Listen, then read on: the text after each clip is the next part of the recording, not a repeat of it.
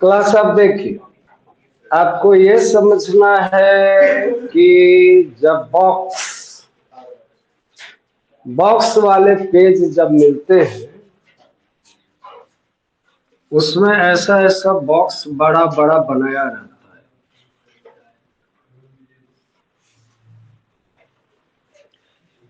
तो बॉक्स वाले पेज में मार्जिन छोड़ने की जरूरत नहीं होती है, लेकिन फॉर्मेट उसमें भी रहता है, वहां मार्जिन नहीं छोड़ना है। अगर जनरल प्लेन पेपर आपको मिलता है या रूल पेपर मिलता है, आपको प्लेन और रूल पेपर समझ रहे हैं ना, ये आपको मिलता है, तो पहली बात ये है, लेकिन मुझे सूचना नहीं आई है कि ऑन है। अच्छा, तो पहली बात ये है कि प्लेन और रूल पेपर अगर हमें मिलता है तो हमें ये चेक करना है कि क्या उसमें मार्जिन बनाया हुआ है। अगर नहीं बनाया हुआ है मार्जिन, तो वैसी स्थिति में हमें मार्जिन छोड़कर लिखना है। तो मार्जिन छोड़कर लिखेंगे हम ऐसे, मुझे कोई एक कॉपी दीजिए, मैं तुरंत आपको, जैसे ये बॉक्स है, तो बॉक्स में मार्जिन छोड़ने की कोई बात नहीं होगी। बॉक्स को हम कैसे इस्तेमाल करें ये बात होगी, लेकिन जब बॉक्स नहीं रहेगा हमें देखना है कि क्या यहाँ मार्जिन छोड़ा गया है। अगर बनाया हुआ है ऑलरेडी, जैसे रूल पेपर में रहता है रेड लाइन खींचा, बनाया गया है, तो फिर से मार्जिन छोड़ने की जरूरत नहीं है। अगर नहीं बनाया गया है तो हम ऐसा करेंगे कि प्राय स्टूडेंट्स जब मार्जिन छोड़ते हैं तो 4 भाग में फोल्ड कर देते हैं, तो एक बहुत बड़ा मार्जिन छूट जाएगा, वो नहीं करना है। जैसे यहां से हमें शुरू करना है, तो हमें इसको ऐसे उलटना है, और एक हल्का फोल्ड मारना है। इसको दबाना बहुत नहीं, हल्का फोल्ड हो गया। अब इधर देखिए, अब इधर वो लाइन आपको दिख रही है, हाँ। तो ये जो हल्का फोल्ड दिख रहा है, ये दबा हुआ, तो ये आपको अनुशासित करेगा कि यहां से हमको लिखना है। अब इस पेज में गए तब तो ये काम नहीं आएगा, तो इस पेज में फिर इधर से मोड़ लेंगे, फिर उस पेज में उधर से मोड़ लेंगे। जैसे जैसे हम लिखते जाएंगे वैसे वैसे हम मार्जिन बनाते जाएंगे। ऐसा बनाएंगे फोल्ड करके कि हमारा पन्ना नहीं फट जाए। जैसे हमारी आदतें होती है कि हम ऐसे फोल्ड करते हैं तो बार बार बार बार उस पर प्रेशर डालते हैं, लीजिए। तो वैसी स्थिति में प्रेशर डालने में क्या होगा कि वो प्रोसेसिंग में जब आपका पन्ना जाएगा, वो कहाँ से चलकर कहाँ जाएगा। आप किसी सेंटर पर परीक्षा देंगे, कहीं और जाकर वो जमा होगा, फिर उसके बाद एग्जामिनर के पास जाएगा, फिर आएगा, बोर्ड को मिलेगा, बोर्ड में एमटीएस उसको खोलेंगे, बहुत सारा प्रोसेसिंग होता है। तो उस प्रोसेसिंग में वो डैमेज नहीं हो, इसलिए बुद्धिमानी से काम करना। अब मान लीजिए कि मैं ऐसा क्यों कह रहा हूं, उससे तो ज्यादा आसान काम है एक पेंसिल से मार्जिन खींच देना। उससे तो ज्यादा आसान काम है, जिस ब्लू पेन से आप लिख रहे हैं उसी से मार्जिन खींच देना। इसके लिए जाएंगे, सीधा मार्जिन खींच देंगे। लेकिन जब उसने मार्जिन नहीं बनाया है तो आपका काम लेखन करना है, आपका काम मार्जिन छोड़ना है, मार्जिन बनाना नहीं। अगर आप बनाते हैं तो इसकी मर्जी पर है, वो यूएफएम में भी डाल सकता है कि आप पहचान बना रहे हैं कि मेरी वह कॉपी होगी जिसके सभी पन्नों पर ब्लू पेन से या ब्लैक पेन से हमने लाइन खींची हुई। मेरी बात समझ में आ रही? तो बहुत प्रिकॉशन लेकर पढ़ना होता है। तो कल मुझे सुनने को आया, जैसे फीडबैक भी आता है, तो स्टूडेंट्स को ये करना चाहिए कि बोल्ड होना चाहिए, और बोल्ड होना चाहिए अपने मैं ये नहीं कह रहा हूं कि आप कोचिंग को मेरे बारे में कुछ नहीं कहिए। जैसे आज मैं नहीं पढ़ाया हूं, यहाँ बैठकर चला गया हूं, तो आप जरूर बताइए। लेकिन मुझसे संबंधित विषय का सही उत्तर मैं आपको देता हूं। अब हमें से कोई बच्चा है या आज उपस्थित भी नहीं हो सकता है, उसने मुझको नहीं कहा, कोचिंग को भी नहीं कहा, अपने बड़े भाई को। तो बड़े भाई ने कोचिंग को कंप्लेन दिया कि सर का की मात्रा बता रहे हैं, इससे क्या होगा? दिशा लिखने से होगा। अब वह आदमी जो यह प्रश्न किया वो मेरे सामने होगा, तब तो मैं उसे समझा पाऊंगा कि इससे क्या होने वाला। मेरा दावा है कि आपके 50 अंक के एक निबंध होंगे ना, अब जितना डाटा हो सारा उसके बारे में कलेक्ट करके सारी चीजें लिख दीजिए, और मैक्सिमम शब्द आपके अशुद्ध रहेंगे। तो ऐसी स्थिति में आप इत्मीनान हो सकते हैं कि मार्क्स ऊपर जाने वाले नहीं, सवाल ही नहीं। भाषा का शिक्षक पहले भाषा और शुद्धि का भूखा होगा। वह उस विद्यार्थी को अच्छा मानता है जो सुंदर लिखता है, जो शुद्ध लिखता है। क्या लिखता है ये बाद की बात है। तो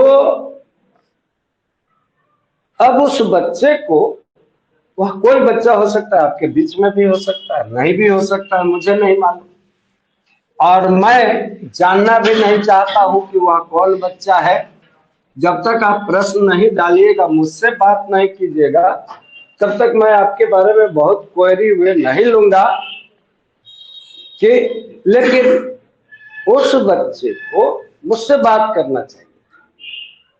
सर विषय लिखाइए,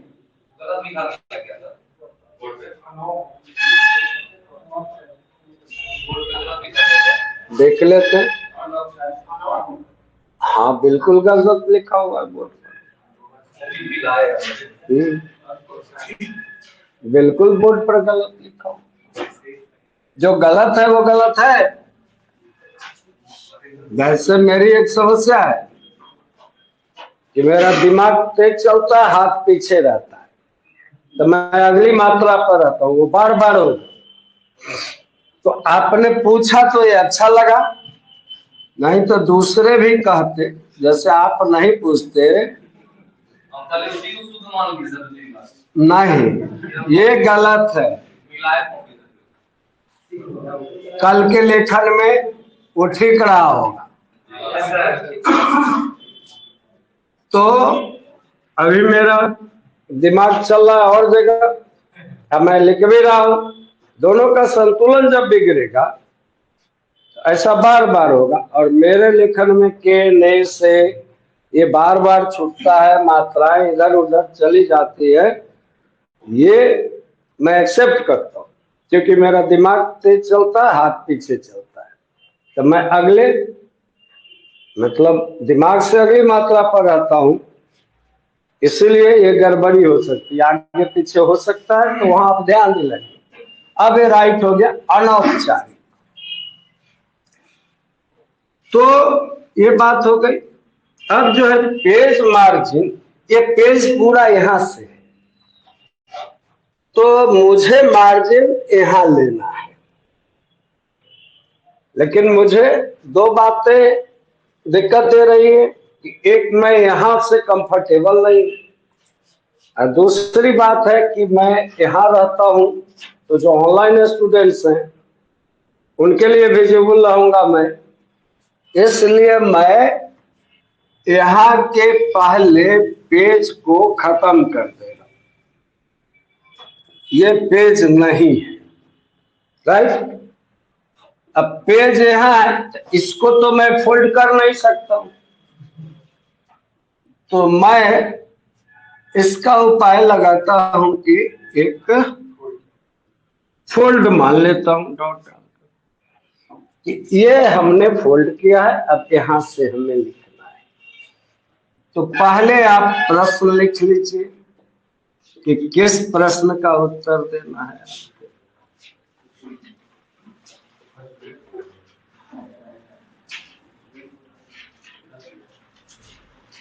तब आप लिखिए।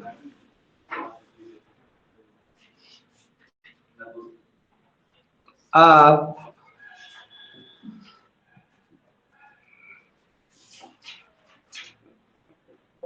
डीटोला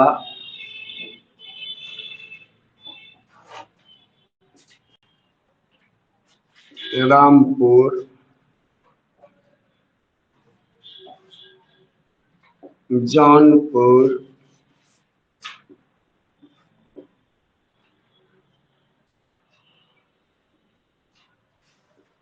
सत्रह के निवासी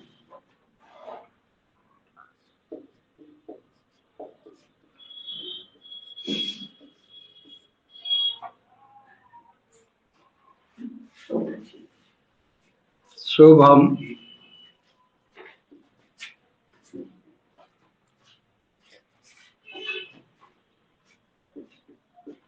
संभवी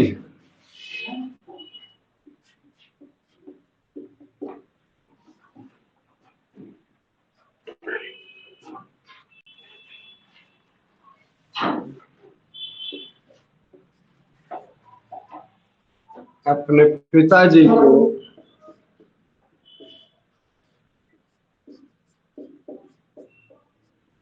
एक पत्र लिखिए,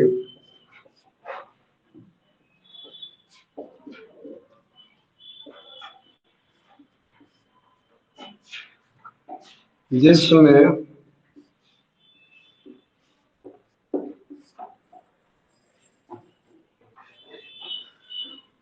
घर में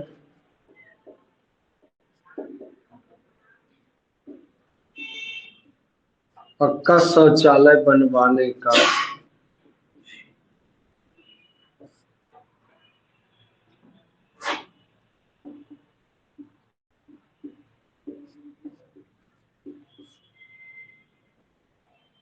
आग्रह किया।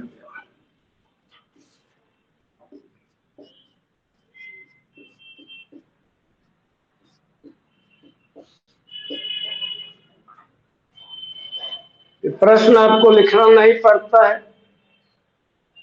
प्रश्न तो आपके प्रश्न पत्र में पेज में ही रहता है, वहां लिखना नहीं पड़ेगा, वहां प्रश्न दिया रहेगा, उसमें से कुछ लिखना रहेगा। अब इसमें खास बात यह है कि जितने भी परीक्षार्थी हैं उनका पता यही है, और डेहटोला के रहने वाले, डेहटोला रामपुर में, रामपुर जौनपुर में है, और जौनपुर का पिन संक्षिप्त पिन है 17। अब ये मैटर नहीं करता है कि जौनपुर का पिन 17 है कि नहीं। ये जस्ट एक एग्जाम्पल है कि प्रश्न में जो रहेगा हमें उसे कॉपी करना है। अब इसका उत्तर हम कैसे लिखेंगे? तो अगर यही प्रश्न है और यही उत्तर करना है तो हम प्रश्न के नीचे से उत्तर कर दें। अगर हमें 2-3 पत्र पूछता है, कहता है कि इसमें से किसी एक को लिखे, तो वैसी स्थिति में हम सीधे उत्तर नहीं लिखेंगे। वैसी स्थिति में कई प्रश्न होंगे यहाँ, तो हमें लिखना पड़ेगा प्रश्न संख्या, मान लीजिए ये 3, एक में निबंध है क ख ग करके, दूसरे में संक्षेपण है, तीसरे में पत्र है। तो प्रश्न संख्या 3 का कौन सा आप लिख रहे हैं? 3 का ख लिख रहे। अब उनके मार्किंग के, उनके नंबरिंग के हिसाब से आपको चलना। अगर वो 3 में 1 2 फिर 3 पत्र देते हैं तो यहां हमको बदलना पड़ेगा 3 का 2। राइट, समझ में आ गया? अब यहां हमें लिख देना है उत्तर। अब ये पक्का है कि प्रश्न संख्या 3 में कई प्रश्न हैं जिनमें से हमने ख को चुना है और उसका उत्तर हम दे, और वो ख प्रश्न है। ठीक है, तो अब उत्तर देना है। तो सबसे पहले कल मैंने बताया था कि क्या लिखते हैं, अपना पत्र। अब ध्यान दीजिए कि इसको ऐसे भी कहा जा सकता है कि आप जौनपुर रामपुर जौनपुर 17 रामपुर डेह टोला के निवासी, इसको उलट भी दिया जा सकता है। तो हमें यह पता करना पड़ेगा कि सीक्वेंस क्या होता है। तो छोटे से बड़े के क्रम में हम चलते हैं। जैसे ये कि डेह टोला रामपुर के अंदर है, रामपुर जौनपुर के अंदर है, और जौनपुर का पिन है 17। तो हम सबसे ऊपर लिखेंगे डेह टोला,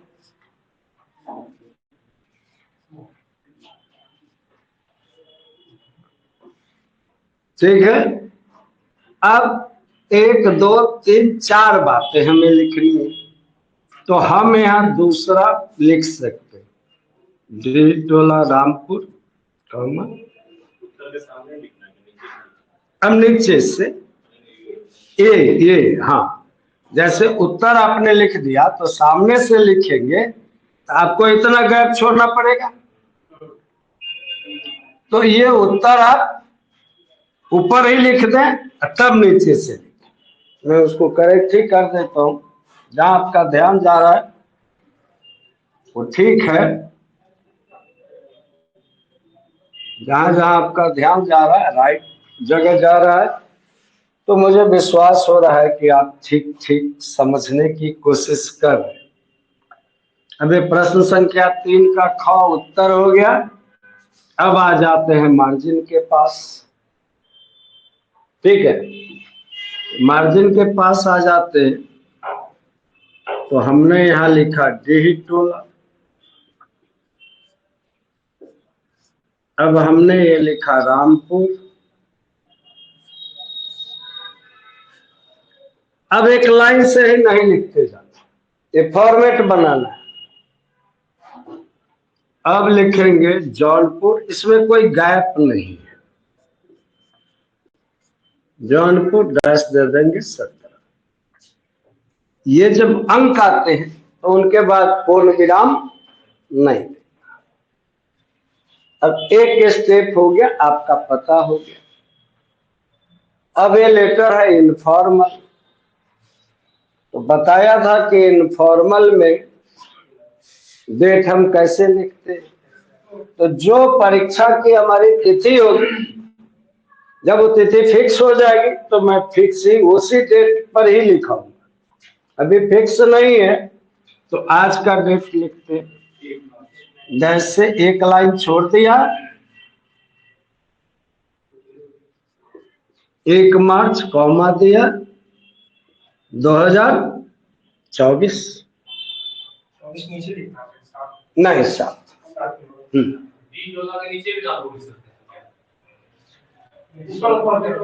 ए और ए, हाँ, ए जो है, ए और ए, इसके बीच में कोई गैप नहीं, जैसे लाइन का गैप नहीं। अच्छा, उसके नीचे रामपुर, उसके नीचे जाए, वो भद्दा दिखेगा। जैसे हमें करना है कि 2 शब्द हम जरूर लें, एकदम एक शब्द। हाँ, जब नहीं लिखा रहेगा तो मोहल्ला रामपुर, नगर जौनपुर, तब हम ऊपर नीचे कर सकते। लेकिन कई एड्रेस लंबा है तो हमें विवेक से कम 2 शब्दों का एक फ्रेम बनाना चाहिए। अगर उसको सीधे सीधे लिख दीजिएगा तो वो प्रॉपर लुक नहीं दे, गलत नहीं होगा, लेकिन फॉर्मेट को जितना अट्रैक्टिव होना चाहिए वो नहीं होगा। ये हो गया। उसके बाद क्या कहा था कि संबोधन देना है, तो किसको लिख रहे हैं? पिताजी। पिताजी को क्या संबोधन दे सकते? पिताजी को हम 3 संबोधन दे सकते हैं। पूज्य, पूजनीय लिखते हैं तो ऐसा स्पेलिंग होता है, पूजनीय नहीं होता है। पूजा शब्द है, उससे विशेषण एक बना पूज्य, दूसरा बना पूजनीय, और तीसरा इसी का सुपरलेटिव डिग्री लगाए वर लगा सकते, पूज्यवर। एकदम हो सकता है 125% हो सकता है। ये 3 में से ही हम कोई एक ऑप्शन दे सकते हैं। अभी आपके उधर से आवाज आई आदरणीय, किसी बच्चे ने कहा, और आपको बोलना चाहिए। तो आदरणीय पिताजी के लिए हमारे कल्चर में मतलब उचित संबोधन नहीं है। हमारे कल्चर में पिता से नीचे, जैसे बड़े भाई, जैसे चाचा, जैसे मामा, ये सब आदरणीय। लेकिन माता पिता और गुरु ये पूजनीय है, पूज्यवर है। गुरु के लिए पूज्यवर पूजनीय के अलावे एक और शब्द चलता है, श्रद्धेय, श्रद्धा के।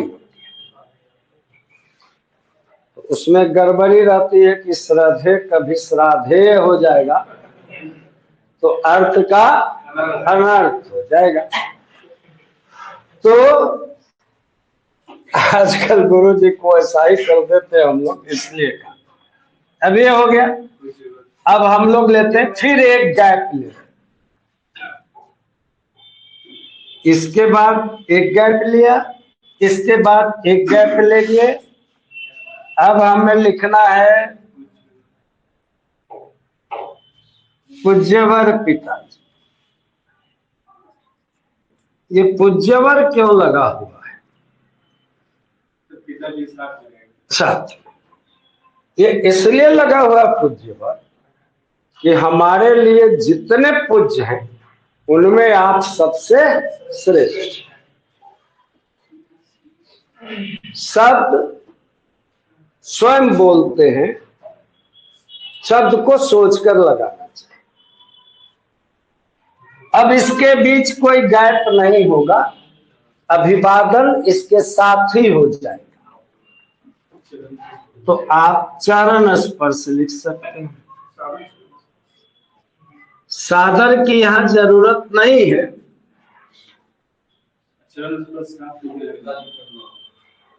चरण सादर की जरूरत नहीं है, क्योंकि यहां आप सादर लगाइएगा तो पहले जो पूज्य कहा उसका आप मान घटा दे रहे हैं,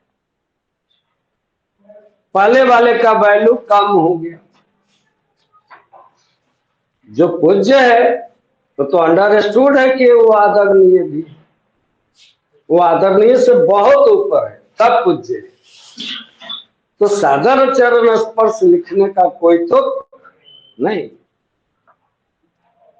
अब 1 2 3 4, इन 4 स्टेप के बाद आपका बॉडी शुरू हो जाएगा, स्टार्ट होगा। तो अब क्या करना है, पहली बार आपको दाएं जाना है। हाँ, एक लाइन छोड़ के पहली बार दाएं जाना है। तो अब इसमें कई कंडीशंस है, समझ लीजिए। प्रश्न को ध्यान से देखिए। ये गांव का प्रश्न, इसलिए गांव का पता इसलिए डाला गया है कि शौचालय बनवाना है, तो शहर में प्राय बने रहते, इसलिए शहर के पते से नहीं डाला, गांव के पते से डाला। अब ये बात समझ में आती है कि जब हम गांव में रहते हैं तो हम अकेले गांव में रहेंगे और सारा परिवार पिताजी के साथ शहर में रहेगा, ये गले से नीचे नहीं उतर रहा है। पिताजी अकेले नौकरी कर सकते हैं कहीं भी, लेकिन मैं गांव में हूं, इससे पता चलता है कि परिवार के लोग भी गांव में ही रहते, हमारा निवास गांव में है, पिताजी नौकरी करते हैं, आते जाते हैं, रुपये भेजते हैं, यही इससे फील होता है। तो सेंस से समझकर, माइन्यूट ऑब्जर्वेशन करके उत्तर देना। तो यहां था, शुरू करते कि कुशल पूर्वक हूं, इसको थोड़ा बदल देंगे। अब इसमें परिवार को भी साथ रख लेंगे। अब देखिए ये शुरू हो गया, सपरिवार। अब जब सपरिवार लिखिएगा तो फिर से नहीं लगाइए। सपरिवार का मतलब यही है, परिवार के साथ। सपरिवार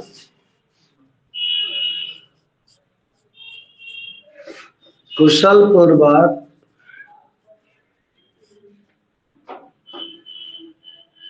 रहते हुए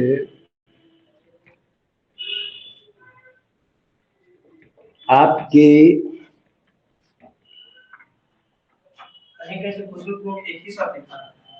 जैसे है वह एक शब्द, लेकिन व्यावहारिक हिंदी, नई हिंदी में कंप्यूटर का एज जब आया तो बड़े बड़े शब्द को हम तोड़कर भी लिख सकते हैं। तो जो प्रचलन में आ गया है एनसीईआरटी के फॉर्मेट में, हाँ यहाँ एक गैप छोड़।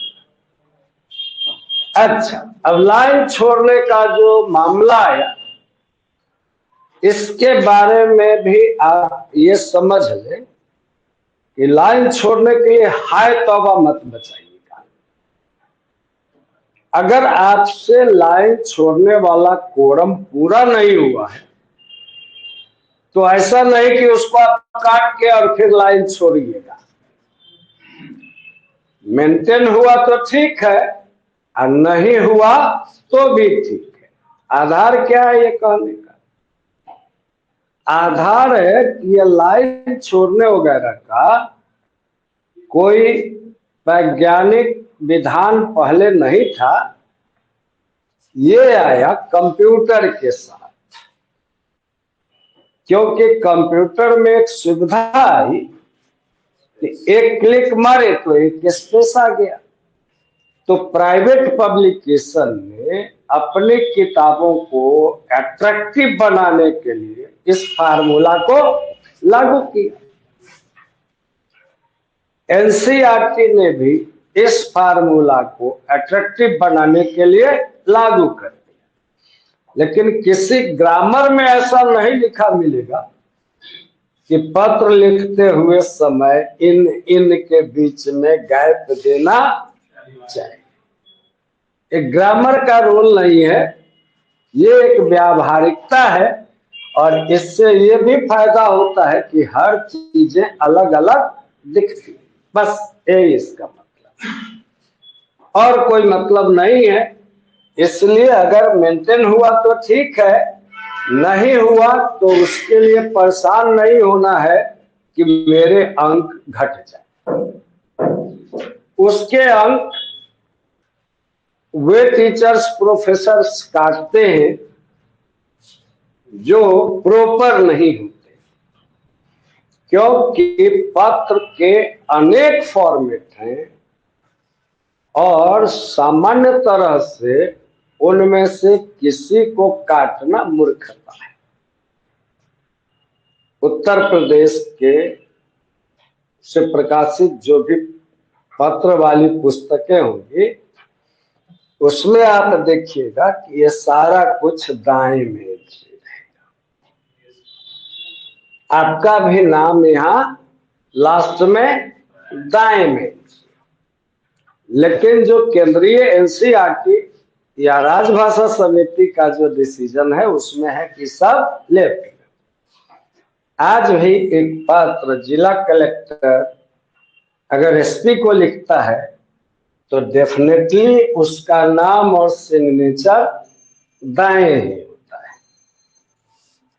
वे फॉर्मेट को चला रहे, पुराने फॉर्मेट को जो उनके सिस्टम में बना हुआ है उसी को चला रहे, लेकिन विद्यार्थियों को नया फॉर्मेट अप्लाई करना चाहिए। और कंप्यूटर सिस्टम में प्रायः ये नया फॉर्मेट आ चुका है, तो आपकी मार्किंग इस फॉर्मेट पर ज्यादा अच्छी है। अब जैसे एक एग्जाम्पल लेते हैं,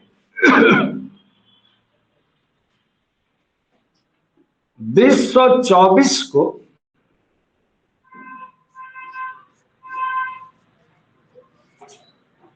हम ऐसा भी लिख सकते,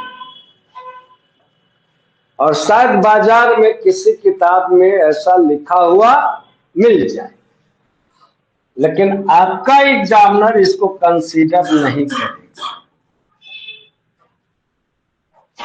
जनरल एजुकेशन का एग्जामिनर कंसीडर कर देगा, अंडरलाइन करके छोड़ देगा। लेकिन आप लिखिएगा तो आपका एग्जामिनर इसको यूएफएम का मामला, वह सोचेगा कि ये स्टूडेंट कोई पहचान बनाने की कोशिश कर,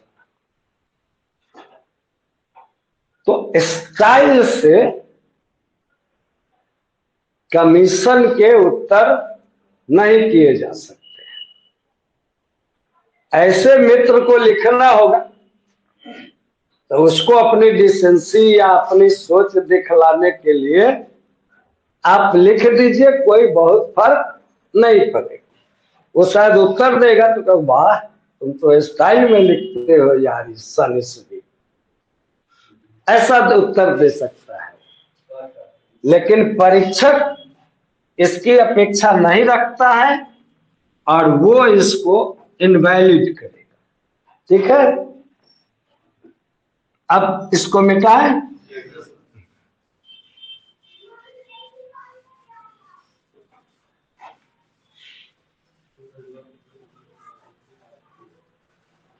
मार्जिन चलता रहेगा, मार्जिन अपनी जगह बना हुआ है, किसी भी पेज पर जाए।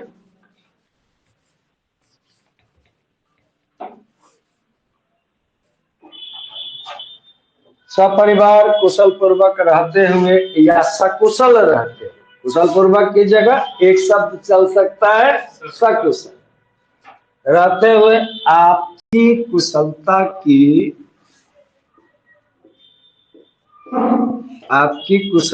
की कामना करता हूं। आपके यहाँ गर्ल्स कैंडिडेट अभी कोई नहीं है, इसलिए मैं इसी फॉर्मेट में चलता हूं। बोल ऑनलाइन में है तो करते हो, लेकिन जैसे सपरिवार कुशल पूर्वक रहते हुए आपकी कुशलता की कामना, वो आज लिखेंगे करता हूं, घर से लिखेंगे करती हूं। ठीक है, यहाँ ऐसा चेंज जहां आएगा वहां मैं अलर्ट करूंगा। आपका पत्र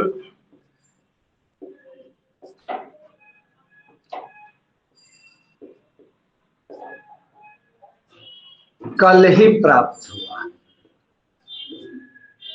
अब देख रहे हैं हम कि यहाँ हमने एक बार दाया हम लोग गए थे, अब हम लोग फिर आ चुके हैं सिर्फ जो हमने मार्जिन बनाया है उसके पास। आपका पत्र कल ही मिला। जैसे विषय में कैसे प्रवेश करते हैं, ये विषय नहीं है। विषय है कि घर में शौचालय बनवाना है, लेकिन जब आप ऐसा शुरू कर दीजिएगा चरण स्पर्श के बाद, अगर आप ऐसा शुरू करते हैं कि इसलिए पत्र लिख रहा हूं कि घर में एक शौचालय बनवाना है, तो यह बड़ा अजीब सा होगा। इसमें भारतीय शिष्टाचार का पालन नहीं होगा तो एग्जामिनर को एक्सेप्ट नहीं होगा। हमारी जो भाषा है, इस भाषा की विशेषता यह है, आपको अभी लिखना नहीं है, समझना है। मैं यहाँ अलग से फ्रेम करता हूँ, ऑनलाइन में भी जो स्टूडेंट हैं वो ये समझे। अब जैसे देखिए लेखन में बड़ा मुश्किल होता है। अब मुझे पूर्ण विराम ऐसा लगा, अभी भी सीधा नहीं हो रहा है, तो सीधा नहीं हो रहा है तो ये मेरा फॉल्ट है। आप इसको जितना सीधा कर लीजिए उतना बेहतर है। मतलब हर चीज पर प्रॉपर ध्यान देना। अभी अभ्यास करते हैं, परीक्षा में ये अभ्यास रहेगा तो अपने आप प्रॉपर हो जाएगा। अब जैसे देखें कि हमारे शिष्टाचार के से एक कैसे, अगर सीधे शुरू कर देते हैं विषय को तो लठमार भाषा हो जाएगी, तो विषय को सीधा नहीं शुरू कर सकते। हमारी भाषा ऐसी है, इसमें ग्रामर पूरा ठीक रहने पर भी, और तो छोड़िए बीपीएससी ने कितनी बार उस प्रश्न को पूछा है, ये देखिए उसमें ग्रामर का कोई मिस्टेक नहीं है। बीपीएससी ने अनेक बार पूछा है, यूपीएससी ने भी एक आध बार शायद पूछा है। छात्राओं ने ये लिखना नहीं है, समझना है। प्रधानाध्यापक को अभिनंदन पत्र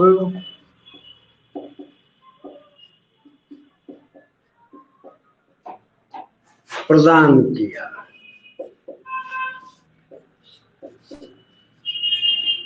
इसमें हिंदी ग्रामर की दृष्टि से कोई गलती नहीं, न लिंग की गलती है, न वचन की गलती है, न शब्दों की अशुद्धि है, न वाक्य की अशुद्धि है। ग्रामर के हिसाब से वाक्य पूरा शुद्ध है, लेकिन वाक्य शुद्धि में इसे पूछा गया है स्टैंडर्ड कमीशन में। अगर इसे बदला नहीं गया तो ये गलत वाक्य ही होगा। क्यों होगा? तो इसमें शिष्टाचार का पालन नहीं हुआ है। ये जो शब्द है प्रदान, छोटे को बड़े को हम प्रदान कर ही नहीं सकते, बड़े को हम अर्पित करते हैं। तो प्रदान की जगह हमें शब्द ही बदलना है, अर्पित किया। तो अब ये राइट,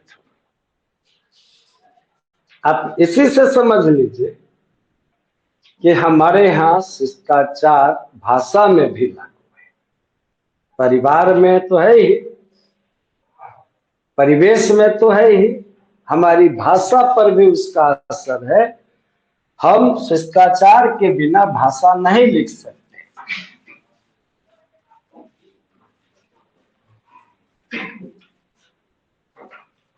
कभी आपने सोचा है कि अंग्रेज बेटा बाप कुछ दिनों के बाद मिलता है तो उसके गले से लगकर किस करता है, बेटी बाप भी मिलते हैं तो भी गले से मिलकर किस करते हैं। दूर के रिलेटिव उनके यहाँ तो दूर के रिलेटिव चलते ही नहीं, बहुत फ्यू है, कजन वगैरह हो गए तो हो गए, नहीं तो इसलिए वहां डे बनता है, फादर्स डे, मदर्स डे। सब इतने व्यस्त और दूर हैं कि ऑकेजनली वो मिलते हैं, इसलिए उनके यहाँ डे बनता है। और हम कुछ सोचते नहीं है, उसी का फॉलो करके हम भी डे बनाते। हमारे यहाँ तो रोज फादर्स मदर्स डे, सुबह उठकर प्रणाम करना है। तो ये डे जो बनता है उसका कारण दूसरा है। वैसे ही वो मिलते हैं, एक दूसरे को किस करते हैं। हम मिलेंगे एक दूसरे को किस करेंगे तो गांव भर में हल्ला हो जाएगा, मोहल्ले भर में हल्ला हो जाएगा कि बेटा को भेज दिया कैम्ब्रिज में पढ़ने तो बंदर बनकर आ गया, आदमी तो रहा ही नहीं। क्यों हुआ ऐसा? हमारी जलवायु गर्म जलवायु। आप कल्पना कीजिए कि एक सोल्जर छुट्टियों में आया है, हमारे गांव में अभी पक्की सड़क हो गई, कम्युनिकेशन अच्छा हो गया है अब हमारे गांव का, नहीं तो ढाला पर लोकल बस स्टैंड पर उतरते थे। कोई रिक्शा या सवारी न मिलने पर 2-3-4 किलोमीटर पैदल भी बेडिंग लाद कर चलते थे। अब वो बेडिंग वोडिंग लाते हुए आया है, अब उसको अपनी माँ से, अपने पिताजी से भाई मिलना, एकदम जितनी जल्दी हो जाए तेज कदमों से आ रहा, घर जा रहा हूं, इतने दिनों का इंतजार था उसको। अब पिताजी अभी पूजा पाठ करके, नहा धो के पूजा पाठ करके अब बैठे हैं इस आस में कि अब भोजन आएगा, तब तक बेटा, अब बेटा आ गया और पिताजी से चिपक गया, किस किया। तो इतना प्रिय होने के बाद भी उसके स्वेट, उसका पसीना पिताजी को चिपचिपा जाता। अभी वो नहा कर आए थे, तो कितना भी वो प्रेम करते हैं, सबसे पहले हम अपने से प्रेम करते हैं, एक बड़ी सच्चाई। तो कितना भी प्रेम करते हैं, हम इस मानसिकता से तैयार नहीं थे, इसलिए हमको वो बुरा लगे। लेकिन जहां ठंडे जलवायु का देश है, वहां हम नहाकर भी आए हों, कोई गले से लिपट जाएगा तो थोड़ा सुकून मिलेगा, थोड़ी सी गर्मी मिलेगी। इसलिए उनके कल्चर वैसे डेवलप हुए, हमारे कल्चर ऐसे डेवलप। आप कहिएगा कहां पढ़ा सर आपने? वेद में और किसी क्या? मैंने कहीं नहीं पढ़ा है। ये मेरे सोचने का ढंग है कि शायद इसलिए ऐसा हुआ, गलत भी हो सकता हो।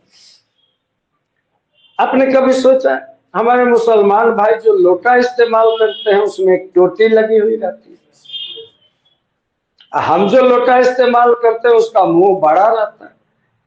क्यों ऐसा हुआ?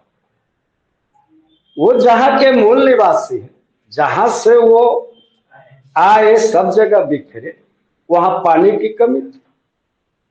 जमीन के नीचे तेल है, पानी बहुत लिमिट मात्रा, तो उनको पानी खर्च करना है तो ज्यादा नहीं हो, इसलिए सिस्टम डेवलप हुआ कि एक रेशियो में पानी को हम गिराए। हमारे यहाँ 20 लोटा से पैरे धो, अकारण कुछ नहीं। और इसीलिए कोई भी सभ्यता या कोई भी प्रचलन गलत नहीं है, आपके अनुसार वो नहीं है इसलिए आपको गलत लगता है। उसकी जब वैज्ञानिक व्याख्या कीजिएगा तो आपको पता चलेगा कि इसके पीछे कोई गहरा साइंटिफिक रीजन था। तो इस तरह से जब सोचते हैं हम तो हमारा काम अच्छा होता है। ये बताए बिना भी मैं पत्र लिखा सकता, लेकिन मेरा उद्देश्य आपके स्किल को डेवलप करना है। क्योंकि कौन जाने मैं 100 पत्र लिखवा दूंगा, उसमें से एक भी नहीं पूछेगा तो। जब आपको यह काम आता रहेगा तो 100 या 1000 में से कोई भी पूछे आप करके आएंगे। यही मेरा लोभ है। चलिए, आपका पत्र कल ही मिला। अब देखिए कैसे विषय को बढ़ाते, यह जानकर अत्यंत प्रसन्नता हुई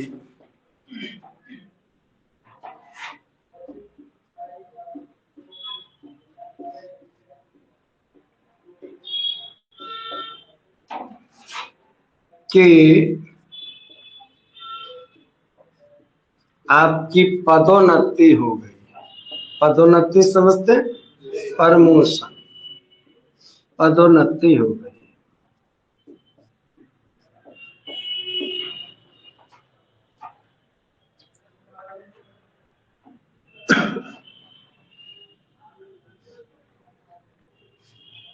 माँ अक्सर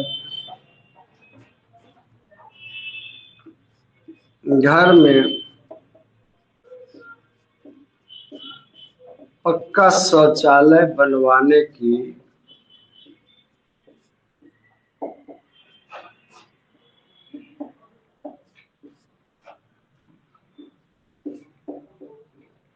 चर्चा करती रहती है।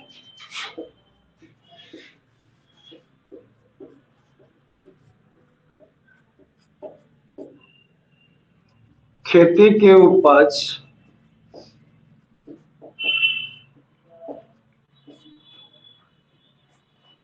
और मेरे द्वारा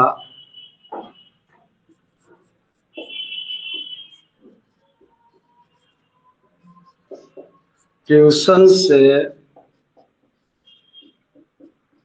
उगाहे गए मतलब उपार्जन किया, उगाहे गए पैसे से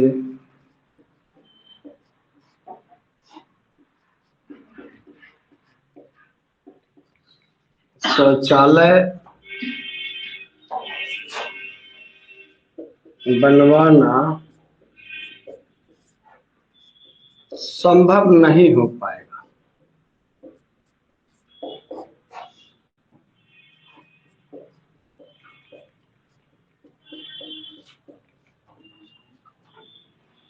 यदि आप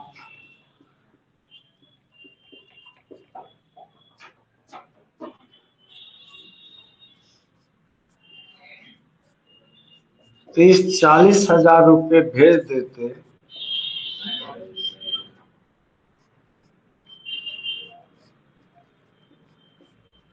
सर, पैसा था जिक्र नहीं किया गया सर, तो सर जिक्र नहीं किया गया कि मतलब पैसा भेजेंगे, हाँ जिक्र नहीं किया गया, लेकिन घर में पक्का शौचालय बनवाने का अनुरोध किया गया है। तो पिताजी छुट्टी लेकर आएंगे, शौचालय बनवाएंगे या हम बनवाएंगे? आग्रह किया गया। आग्रह तो किया गया। अब इसी बात को समझना है कि पिताजी छुट्टी लेकर पैसे लेकर आएंगे, बैठकर शौचालय बनवाएंगे, या पैसे अगर वो भेज देते हैं तो हम भी बनवा सकते हैं, पैसा भेज देते हैं बन जाएगा ना। उद्देश्य यही है। तो कैसे उस पत्र को हम डील करेंगे बॉडी, यही हमें समझना है। समझ गए? जैसे सरकारी तो है नहीं कि मुखिया जी को लिख दिया कि पुल बनवा दीजिए। मुखिया जी पुल बनवाएंगे तो अपने स्रोत से बनवाएंगे, अपने सिस्टम से बनवाएंगे, उसमें हमको इन्वॉल्व नहीं करेंगे। लेकिन पिताजी घर की छिटकिली भी बदलवाएंगे तो हमको इन्वॉल्व कर सकते हैं। यही ध्यान देने की बात है कि इनफॉर्मल का कंटेंट कैसे हम बढ़ाएंगे और फॉर्मल का कैसे बढ़ाएंगे। संभव नहीं हो पाएगा। यदि आप 40,000 रुपये भेज देते तो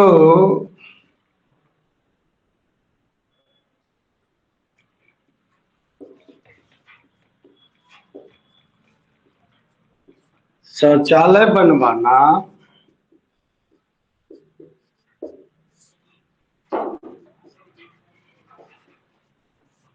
आसान हो जाता, क्योंकि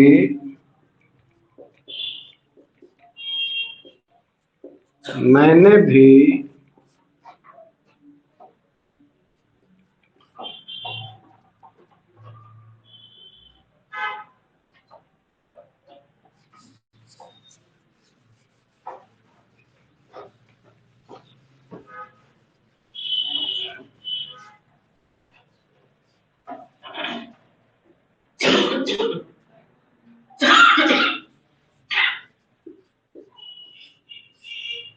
खेती और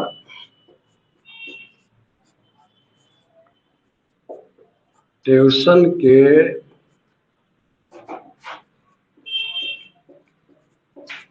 पैसे में से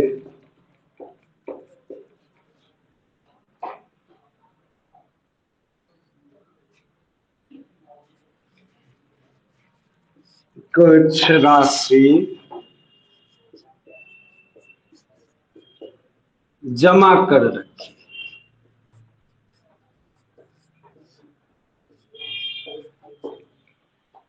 अब अगर ये 150 शब्द नहीं आ रहा है तो अभी बहुत सारे स्कोप हैं।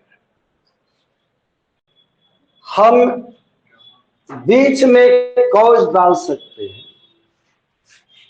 जहां यहां से डाला कि माँ अक्सर घर में पक्का शौचालय बनवाने की चर्चा करती रहती है, यहां रुक जाएंगे, ये बाद में लाएंगे।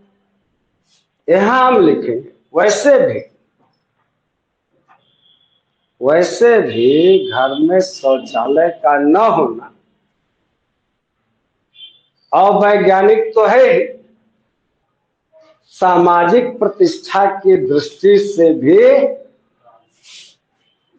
अनुचित है, क्योंकि वैसे लोगों को लोग समाज में कम महत्व देते हैं।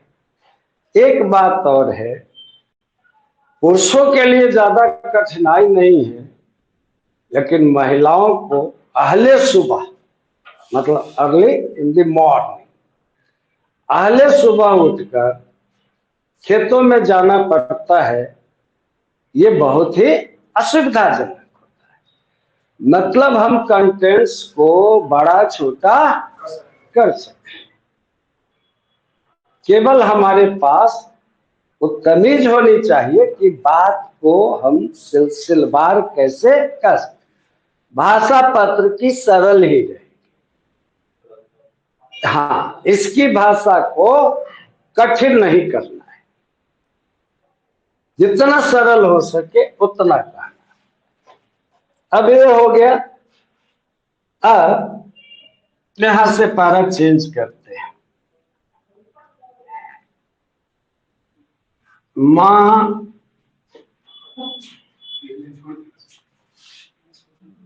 चेंज करने में एक लाइन छोड़ दिया तो भी ठीक है, नहीं छोड़ा तो भी ठीक है। माँ आपका स्मरण कर रही हैं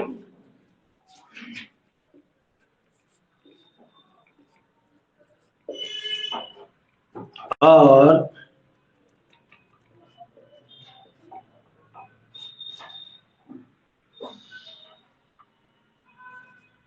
घर के सभी छोटे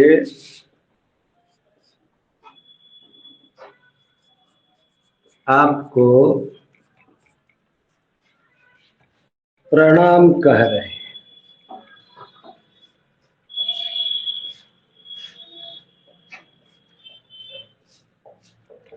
कुल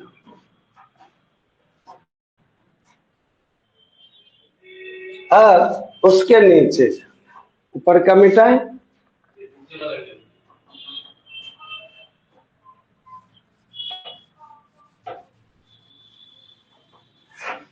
ध्यान रहे इनफॉर्मल लेटर में लास्ट में कभी भी धन्यवाद सधन्यवाद का उपयोग नहीं होगा, नेवर।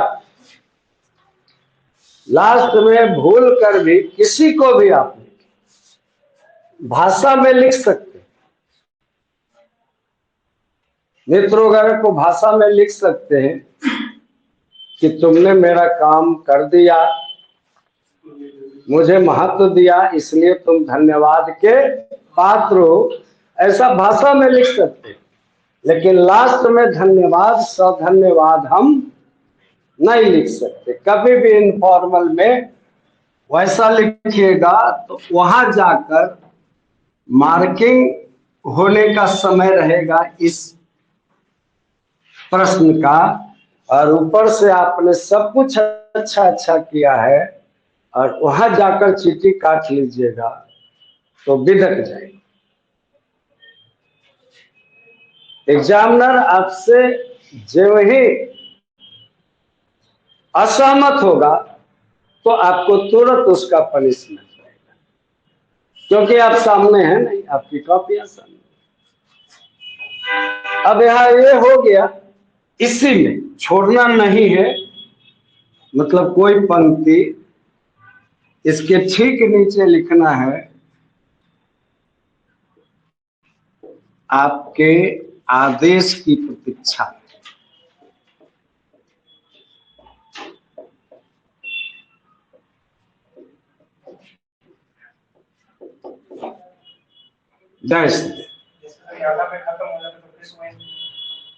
नहीं, अगर ये खत्म हो गया तो इसी में रेगुलर लिखिए, उसी में रेगुलर, बिल्कुल ये इसी का पार्ट है, ये अलग से नहीं, ये रनिंग का ही पार्ट है।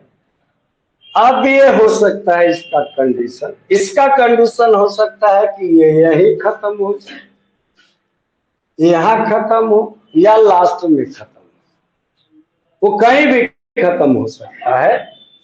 अब उसके नीचे एक लाइन छोड़ देंगे, ये कहीं भी खत्म हुआ, यही खत्म हुआ है तो भी एक लाइन छोड़कर नीचे ही आना है। आपका प्यारा पुत्र, आपकी प्यारी पुत्री,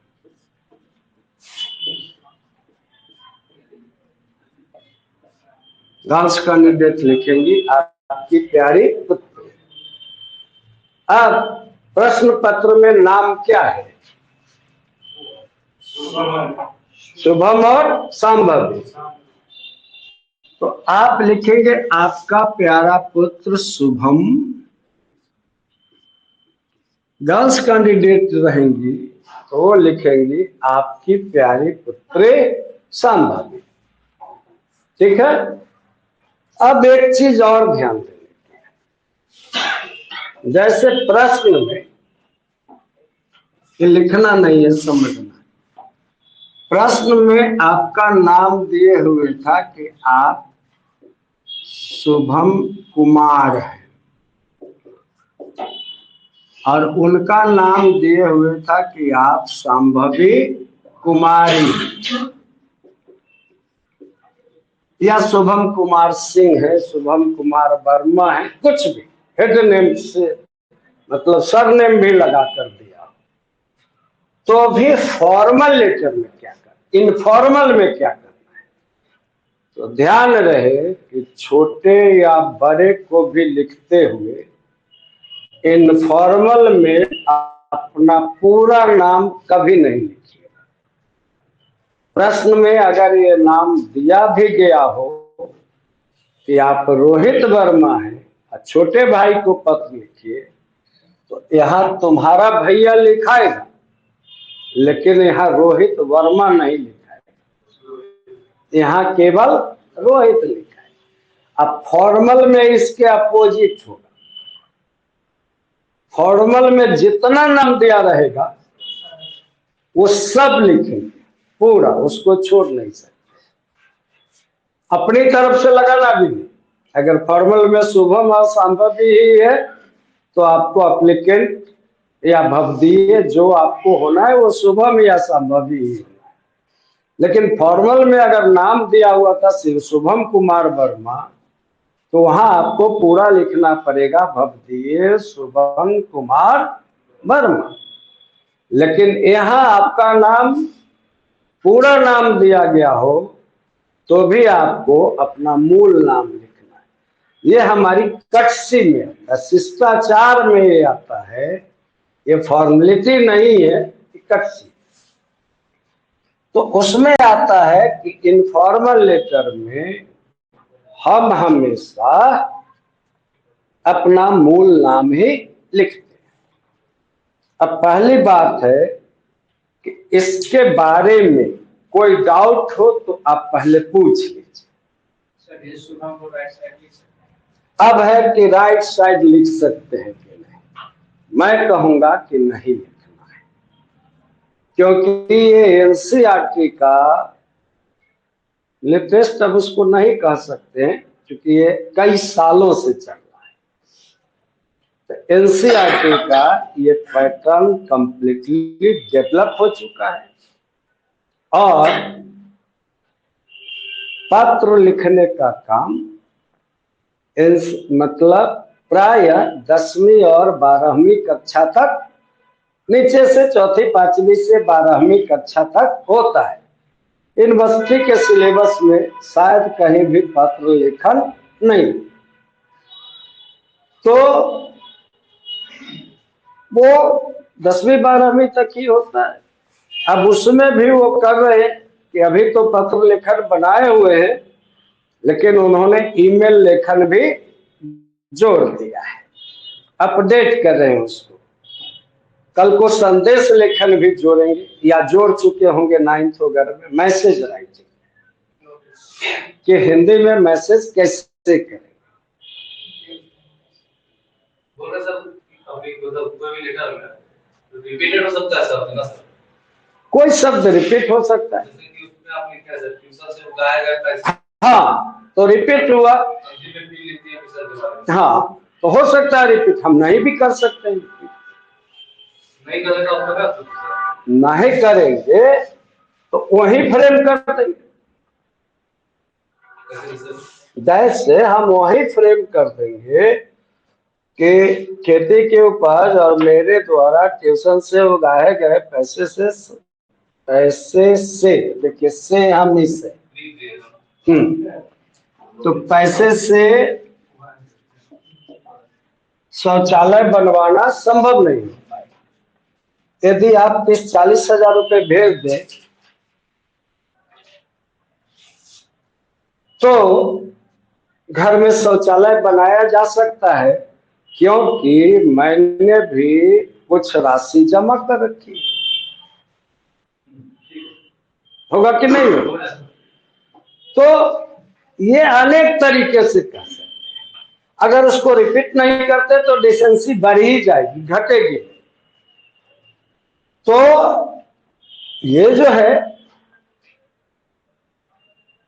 अब आपको लगेगा कि मैं अचेतन में कर रहा हूं, मैं ऐसे फॉर्मेट कर रहा हूं, मैं आपको सवाल उठाने का अवसर दे रहा हूं कि जितने सवाल आप उठाएंगे उतना मैं आपको चेक कर पाऊंगा। अब जब धीरे धीरे लेखन में हम बढ़ेंगे तो अपने आप स्टैंडर्ड लेखन होता जाएगा। अभी मैं कंप्लीट स्टैंडर्ड लेखन कर दूंगा तो आप सवाल नहीं उठाएं। मुझे मेरा एकमात्र उद्देश्य आपको जगा। मैं चाहता हूं कि बहुत बार प्रश्न मेरे पास आए और आप में से एक ही स्टूडेंट नहीं कई लोग उठाए। जितने आप प्रश्न उठाइएगा उतना आप परफेक्ट होते जाए। अगर आप प्रश्न उठा रहे हैं तो एक साइन है कि ये क्लास सही दिशा में अब चलना शुरू। स्टूडेंट्स जब प्रश्न नहीं उठाएंगे तो जैसे बेहतर से बेहतर हम करें, क्लास 1 राइटिंग करेंगे तो भी और अच्छा करने की संभावना हमेशा बनी रहती। यह एक सच्चाई। एक डाउट और है। हाँ, कंफ्यूजन ये रहता है जैसे को हम लिखे हैं राशि जमा रखी है, कभी सर रखी है रखा में कंफ्यूजन नहीं आता। मतलब ये कंफ्यूजन होता है सर बहुत सारे। अब देखिए जैसे यहाँ वाक्य को देखिए, मैंने भी खेती और ट्यूशन से ट्यूशन के पैसे में से कुछ राशि जमा रखी है। ये जो है राशि शब्द स्त्रीलिंग है, ठीक है। और मैं आप लिख रहे जैसे गर्ल्स कैंडिडेट या बॉयज कैंडिडेट से इस पर फर्क नहीं पड़ता। कर्ता कौन है? मैं करता स्त्रीलिंग के भी लिए होता है, पुल्लिंग के लिए भी होता है। लड़कियां कहती है कि मैं बाजार जा रही हूँ, लड़के कहते हैं मैं बाजार जा रहा हूँ। हिंदी में सर्वनाम दोनों के लिए कॉमन है, संस्कृत में अलग अलग है। उससे फर्क नहीं आया। फर्क आया है ये ने चिन्ह से। उस क्लास में मैंने बताया था कि कर्ता का ने चिन्ह जब आता है तो क्रिया का लिंग जो है सो कर्ता के लिंग और वचन के अनुसार नहीं होता है। क्रिया का लिंग वचन कर्म के लिंग वचन के अनुसार होता है, इसीलिए ऐसा।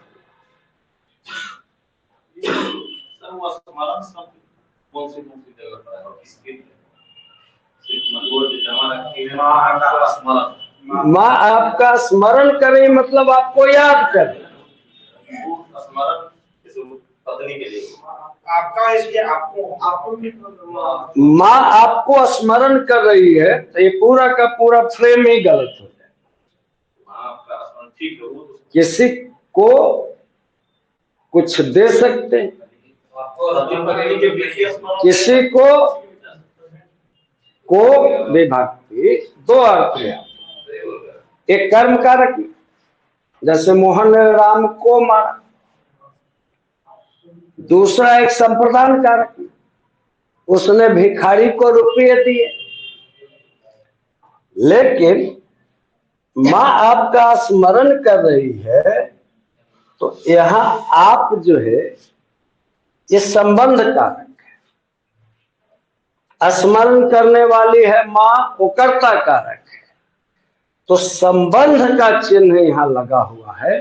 स्मरण शब्द जो है किसकी संबंध के लिए है? जैसे स्मरण शब्द और जगह लिखने के लिए नहीं। अब जैसे यहाँ उसको शिष्ट किया गया है, जैसे हमारी माँ हमारे पिताजी को बहुत प्रेम करती है, ये नेचुरल है, नेचुरल है। लेकिन हमारी मर्यादा है, इसको हम शिष्ट तरीके से कह सकते हैं, नहीं तो नहीं कहना पड़ेगा। तो माँ आपको याद करती है या कर रही है, ये आप डाल सकते हैं। तो उसी के लिए और मर्यादित कर दिया कि स्मरण कर, उसको थोड़ा और मर्यादित किया। अब नहीं दादी आप दादी आपको स्नेह कह रही है, दादी आपको शुभाशीष कह रही है। अब माँ जो संबोधन देगी अपने पति को, वो हम यहां लिख नहीं सकते। तो उसको हम माँ को अगर हम छोड़ देते, माँ हम सभी, मैंने तो चरण स्पर्श कहकर अपनी अभिव्यक्ति व्यक्त कर दी, बच्चों की तरफ से लिख दिया कि वो आपको प्रणाम कर रहे हैं। अब माँ को छोड़ देंगे तो पिताजी को बहुत गहरा आघात कि सब लिखा, उसके बारे में नहीं लिखा जिसके कारण आप, ये बहुत सेंटिमेंट की चीजें हैं। आप ये अनौपचारिक पत्र लिखन कर रहे, पारिवारिक चीज, इसमें सेंटिमेंट सबसे बड़ा पहलू है और उसमें सेंटिमेंट है ही नहीं। वहां सेंटिमेंट से काम नहीं चलता। राष्ट्रपति को लिखते हैं लोग याचना पत्र, फांसी का जो सजाता होता है, उसके पिता माता राष्ट्रपति को लिखते हैं। जब सुप्रीम कोर्ट से भी डिसीजन निकल जाता है तो राष्ट्रपति को लिखते हैं क्षमा याचना के। बहुत सारे लोगों के माता पिता ने लिखे होंगे, क्या सबको राष्ट्रपति क्षमा कर देते? तो वहां जो है इमोशन और सेंटिमेंट के लिए जगह नहीं है, वहां कानून से चले। हाँ, अब वो ड्यूरेशन में जब चलता है और उसकी परीक्षा जब हो जाती है, जैसे 20 साल का सजा याफ्ता कैदी अगर 12 साल तक लगातार जेल में शिष्ट आचरण कर रहा है तो उसका जेलर भी लिखने लगता है सिस्टम को कि इसे माफ कर देना चाहिए, इसमें सुधार लगातार देखा। ऐसा हुआ भी है इतिहास। गांधी जी को जब मांडले जेल में रखा गया था, या मांडले या कौन सा जेल था पक्का नहीं है, यरवदा जेल, गुड, तो यरवदा जेल में रखा गया था गांधी जी को।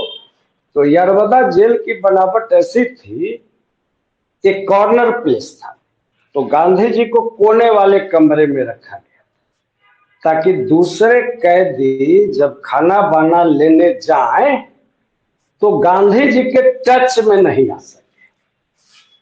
गांधी का इफेक्ट कैसा रहा होगा आप सोच सकते हैं। तो कैदी गांधी के कमरे के दूर से जाते थे, बीच आंगन से, जेल के बीच आंगन से, लेकिन जो भी कैदी उधर से गुजरते थे, गांधी जी कुछ भी कर रहे, वो लिख रहे हो, झुके हुए हो, लेटे हुए हो, कैदी जो गुजरते थे उनके कमरे के सामने जाकर, जैसे हमारा तिरंगा जब रहता है उसको सैल्यूट दिया जाता है, परेड देता है, तो वहां झंडा झुका देता है, रहता है ना अपना अपना हाउस। तो कोई भी जाता था कैदी उधर से या ग्रुप में जा रहा तो वहां झुक जाता था, उनकी ओर प्रणाम करके आगे बढ़ता था। तो सुपरिटेंडेंट ने एक सोमालीलैंड का एक कैदी था अफ्रीका का, उसका नाम था आदम। वो एक खून के मामले में उस जेल में भेजा गया था। उस आदम को उसने नियुक्त किया, सुपरिटेंडेंट ने, आदम अनपढ़ था, उसको नियुक्त किया गांधी जी पर नजर रखने। तो वो मिनट मिनट की रिपोर्टिंग सब जमा रखता था मेमोरी में, लिखता पढ़ना तो जानता नहीं, और सुपरिटेंडेंट को जाकर बताता था कि ऐसा हुआ, ऐसा हुआ, ऐसा हुआ, ऐसा हुआ। 3 दिनों तक ऐसा चला। चौथे दिन से आदम अपने आप गांधी जी का भक्त हो गया। अब वो सुपरिटेंडेंट को धोखा देने लगा, गांधी जी के बारे में सही रिपोर्टिंग करना उसने बंद कर दिया।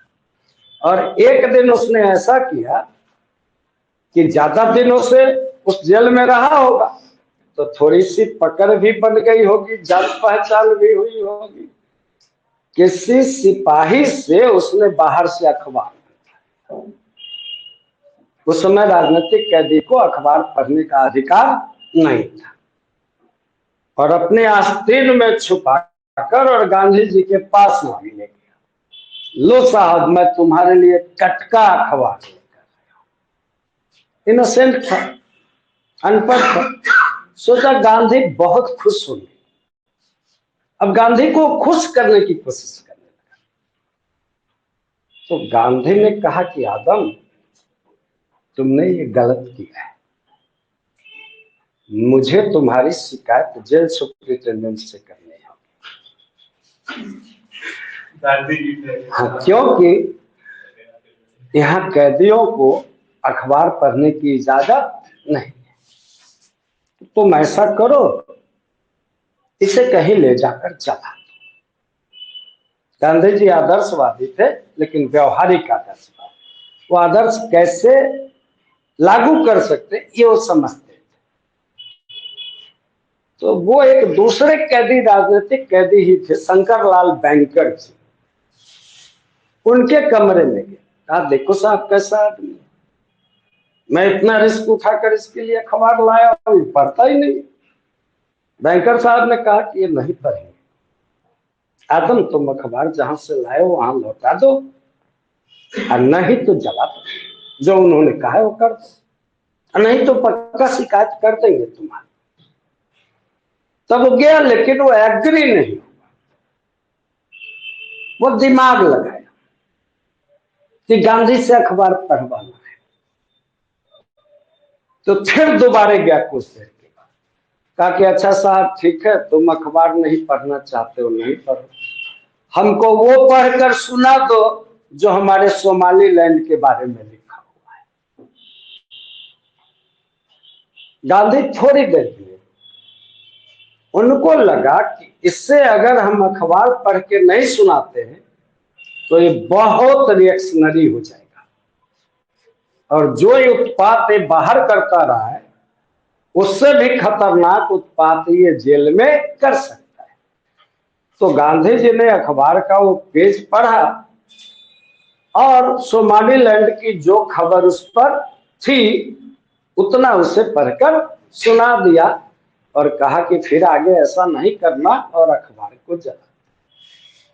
उसके बाद गांधी के कपड़े धुले हैं कि नहीं, सूखे हुए हैं कि नहीं, वो 2 रोटियां ही क्यों खाते हैं, 4 क्यों नहीं खाते हैं, वे इतना काम क्यों करते हैं, ये बार बार आदम उनको मतलब इंस्ट्रक्शन देता था कि आपको ये करना चाहिए, ये करना चाहिए, ये करना चाहिए, नहीं करेंगे तो आप जीवित कैसे रहेंगे। तो गांधी जी ने उसे उर्दू सिखलाना शुरू किया, और बाद में जेल सुपरिटेंडेंट को गांधी जी ने लिखा कि आदम अब सुधर गया है, इसकी सजा माफ होनी चाहिए। और प्रोसेसिंग में ऐसा हुआ कि आदम को बाइज्जत बरी किया।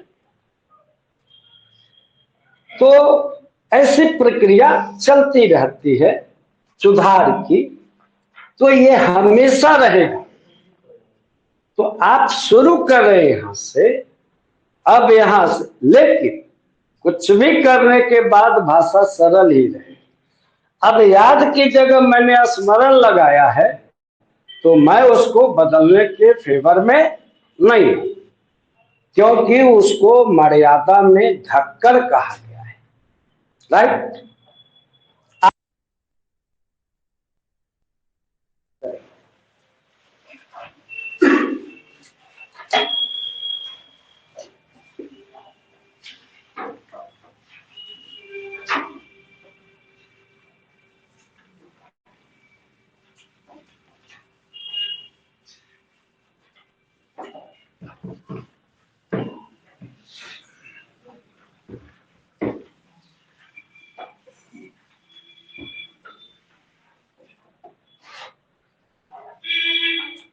मुख्य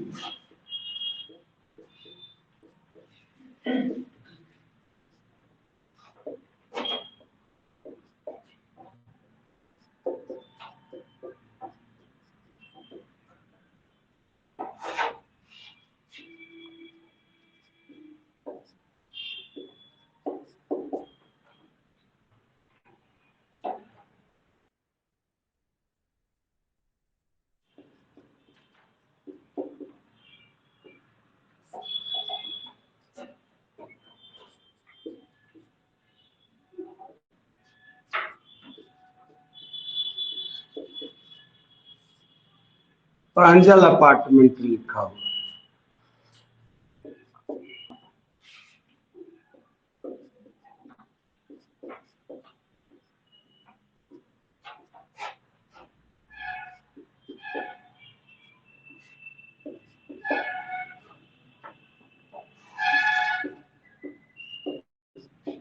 यहाँ मैं रहने वाले लिख रहा हूँ, रहने वाले रहने वाली होगा, मतलब दोनों ऑप्शन है।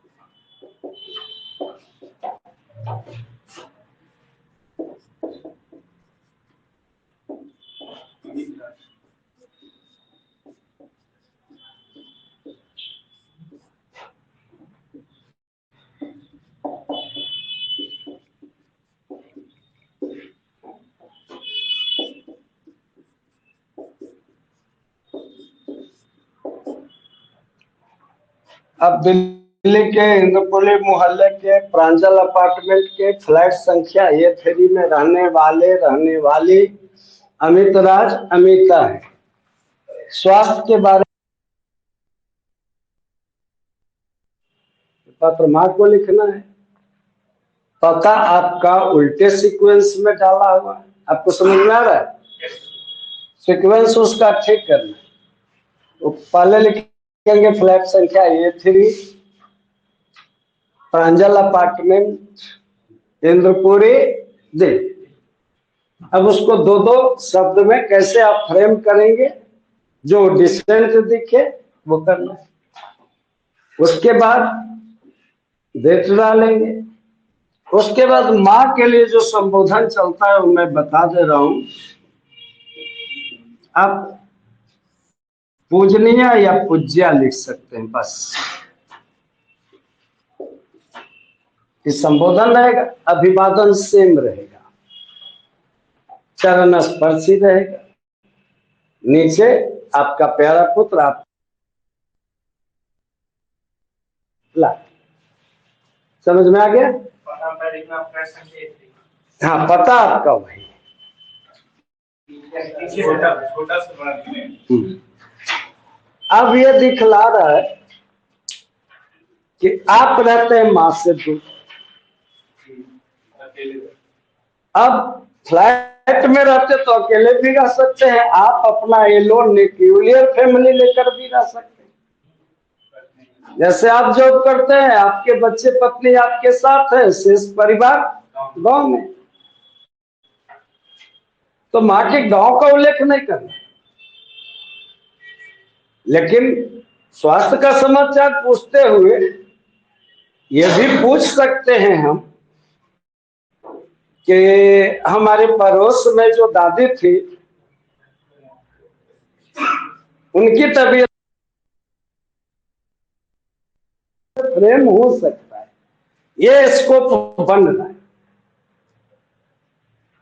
या पिताजी के बारे में भी आप माँ से क्वेरी लेंगे, घर के बच्चों के बारे में भी क्वेरी लेंगे। कब? मतलब केवल स्वास्थ्य ही नहीं, ये तो एकमात्र का मतलब। अब इसको अनेक तरह से कर सकते हैं कि मैं जब भी जाता हूं आपस थमा से परेशान दिखती है, हम ये भी डाल सकते हैं। अभी वह कैसा है? आपका स्वस्थ रहना बहुत जरूरी है। मैं छुट्टी में आने वाला हूं, तो मेरी इच्छा है कि आपके हाथ की जो जली हुई रोटियां मैं खाता हूं, तो उसका जो आनंद आता है वो मुझे कहीं दूसरी जगह प्राप्त नहीं होता। अनेक तरह से प्रेम कर सकते, इसमें कोई बंधन नहीं है। उसी बहाने हम सेंट्रलाइज रहेंगे स्वास्थ्य पर और मन। ठीक है, करके देखिए आप, फिर देखते हैं।